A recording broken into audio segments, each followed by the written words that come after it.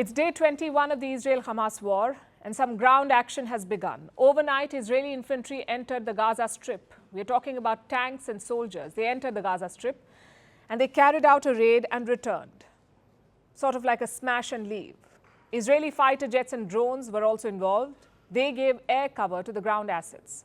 The IDF has released a video of this raid. If you look closely, you can see the column of tanks in action. Take a look.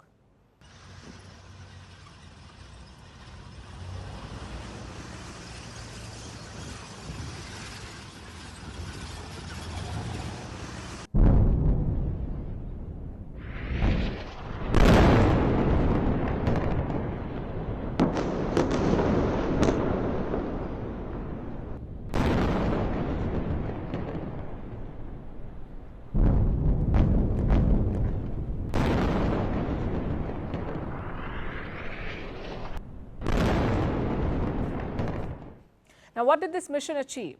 Israel says it destroyed Hamas missile launch sites, also their command and control centers. Now, these raids are important because they set the stage for the full-blown invasion. Israel carried out similar raids on Wednesday night as well. So that's 2 days of ground operations. Does that mean the invasion will happen soon? Well, Israel's defense minister has spoken out. He says D-Day is not far off. We are waging war on the southern front against Hamas. We are prepared for any development in the north. However, we have no interest in expanding the war. Our goal is to win the war and return the hostages. The maneuver will come, and the day it will happen is not far off. It will happen when the conditions are right in order to strike Hamas organization. But do Israeli citizens agree? That was the whole idea behind the invasion, to satisfy the public demand for revenge.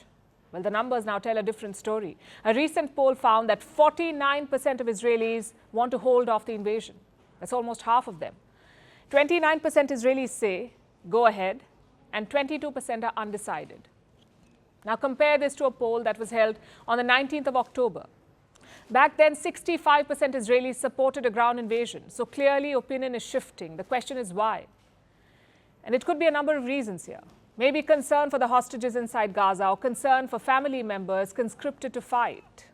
But just to be clear, these people are not saying don't invade. They're saying delay the invasion. Nonetheless, Prime Minister Netanyahu should take note of this sentiment. He needs to sell this invasion to the public, especially since the strategic goals are not clear. Even his allies want him to take a pause, like the European Union. Their leaders held a summit on Thursday, and from the moment they arrived, it was pressure. Because these were the scenes outside the summit venue in Brussels, a major pro-Palestine rally. Such rallies have been held across European capitals. So EU leaders were under the pump. After the meeting, they called for a humanitarian pause to allow aid. We can see the serious deterioration of the humanitarian situation and the importance of developing measures to guarantee access to equipment and humanitarian aid. Food, water, electricity, medicines, we need to be very active, including the humanitarian corridors, humanitarian pauses, to allow the humanitarian aid to be delivered. So the EU wants a pause. The Americans too have said something similar. But to pause the fighting, the UN Security Council must pass a resolution, and that is quite unlikely because Russia and China want a ceasefire. In fact, Moscow is hosting a Hamas delegation. It is led by this man, Musa Abu Marzouk. He's a founder and leader of the Hamas. Marzouk held talks with Russia's deputy foreign minister. They discussed hostages. At least 6 of the hostages have Russian citizenship.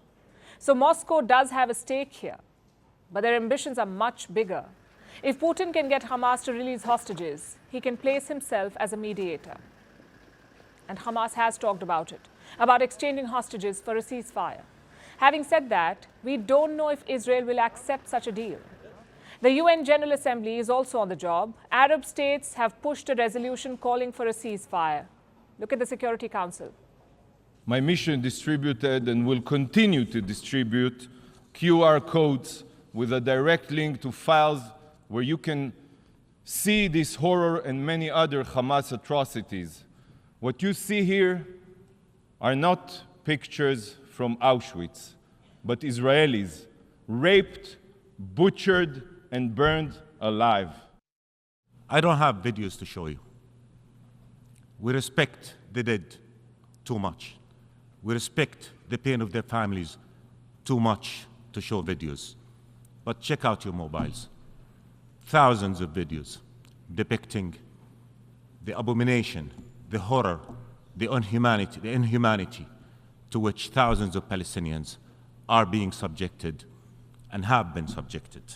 1,000 Palestinians killed every day. Why not feel a sense of urgency to end their killing? Nothing can justify war crimes, crime against humanity, and genocide.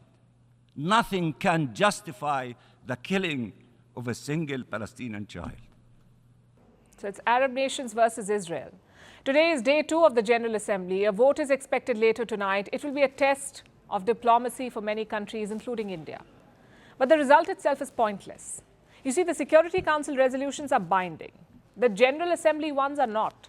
So Israel can simply go ahead and ignore them, like Russia has in Ukraine. Meanwhile, the situation in Gaza continues to get worse. Hospitals are running out of beds, food and electricity are running low. Even the United Nations aid agencies are now helpless. They have reduced their operations within the Gaza Strip. Why? Because there is no fuel. You need fuel to operate aid trucks and vehicles, to keep generators running. But the UN says fuel reserves are running low. Israel, of course, has rejected all of this. They say Hamas is holding all the fuel in their own tankers. And this is what happens in a war, when basic facts become hard to confirm. Consider the death toll, for example. Officials in Gaza say it's more than 7,000. More than 7,000 people have died. This is what the Gazans say. But the US president says he doesn't believe it. No notion that the Palestinians are telling the truth about how many people are killed. I'm sure innocents have been killed, and it's the price of waging a war.